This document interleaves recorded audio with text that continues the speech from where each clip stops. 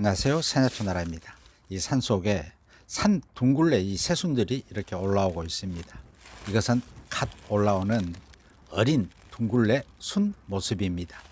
근데 이 산 둥굴레 이 어린 부드러운 어린 순은 데쳐서 나물로 해서 먹는데, 이 어린 순일 때는 비슷한 종류들이 있는데 그 중에 독초도 있습니다. 해서 그걸 구별하는 것을 알려드리겠습니다. 지금 이것은 둥굴레 어린 순의 모습입니다. 이렇게 어린 순일 때는 비슷한 식물들이 여러 종류가 있는데 그 중에서도 특히 잎이 올라오기 전에는 거의 비슷한 독초인 은방울꽃 새순도 비슷합니다. 근데 이 은방울꽃과 이 둥굴레 새순과는 그 뿌리를 보면은 쉽게 식별할 수 있습니다.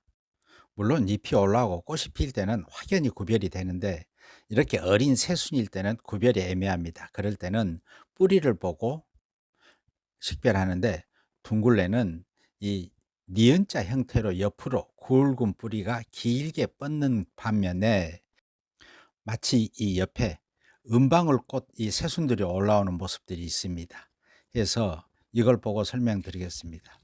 이것은 은방울꽃 독초인 잎이 올라오는 모습인데, 새순이 막 올라올 때는 여보십시오, 이 이전에 새순이 올라올 때는 거의 비슷합니다. 이것은 은방울꽃 독초인 은방울꽃 뿌리와 이 어린 순의 모습입니다. 옆뿌리가 잔뿌리들이 많죠. 이게 은방울꽃이고 옆으로 길게 뻗어서 번식을 합니다. 근데 둥굴레는 굵은 뿌리가 니은자 형태로 옆으로 길게 뻗죠. 그렇게 구별하면 쉽게 식별할 수 있습니다.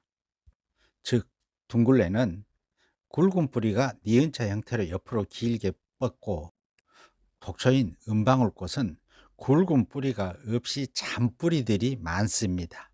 해서 구별할 수가 있습니다. 그래서 결론은 둥굴레 새순 채취해 드실 때는 이 독초인 은방울꽃 새순하고 확실히 구별을 해야 된다, 그 말씀입니다. 지금 여기 화면에 보이는 것은 둥굴레 어린 순의 모습입니다. 이 둥굴레는 이렇게 부드러운 어린 순은 채취해서 데쳐서 나물로 해서 먹고, 뿌리는 장아찌 담아 먹기도 하고, 또 밥 할 때 잘게 썰어서 넣어서 먹기도 하고, 다양하니 식용 약용합니다. 근데 지금 이 둥굴레는 어린 것이라서 이 뿌리는 채취하지 않고 설명드립니다. 이처럼 이 둥굴레는 부드러운 어린 순은 데쳐서 나물로 해서 먹고, 또 뿌리는 장아찌 담아 먹기도 하고 약재로 사용하고, 또 말려가지고 둥굴레 차로 해서 먹기도 합니다. 동의보감 기록에는 이 둥굴레는 허로와 쇠약한 신체를 보호하고 근육과 뼈를 튼튼하게 하며 정신을 맑게 하고 간과 신을 보호하고 정력을 높여주며 심기를 편안하게 해주는 약이라고 기록되어 있습니다. 또한 이 둥굴레 뿌리를 약으로 쓸 때는 이 채취해서 말려가지고 이 피부 노화 정력에는 이 12g을 달여서 복용하고, 또 심장을 강하게 할 경우 당삼 9g, 옥죽 15g을 함께 달여서 1일 여러 차례 복용합니다.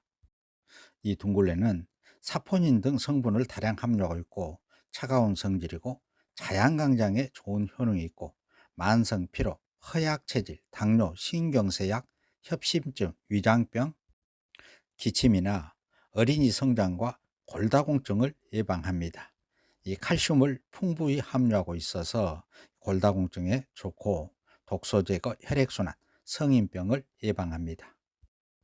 최근의 연구에서는 이 둥굴레는 식욕을 억제하는, 즉 다이어트에 좋은 효과가 있다는 그런 연구 결과도 있습니다. 이 둥굴레는 이 새순이 올라올 때는 대나무 죽순처럼 생겼다고 해서 옥죽이라고 부르고, 또 그 뿌리를 말렸을 때 노란 그 뿌리를 황정이라고 부릅니다. 또 한 TV 방영에서도 이 둥굴레는 혈당을 떨어뜨리는 효능이 있어서 당뇨나 고혈압 환자에게도 좋다는 그 TV 방영 내용도 있습니다. 이처럼 당뇨나 고혈압에도 좋은 효능이 있는 둥굴레입니다. 오늘은 이 산에서 자생하는 이 산 둥굴레 채취할 때 어린 새순일 때는 그 새순은 데쳐서 나물로 먹는데 이 새순과 비슷한 은방울꽃 새순 그 뿌리를 보고 구별하는 법을 알아보았습니다.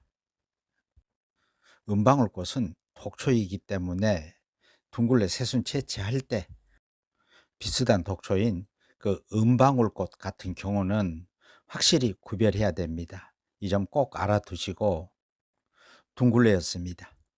그럼 산야초나라는 다음 영상으로 또 찾아뵙겠습니다.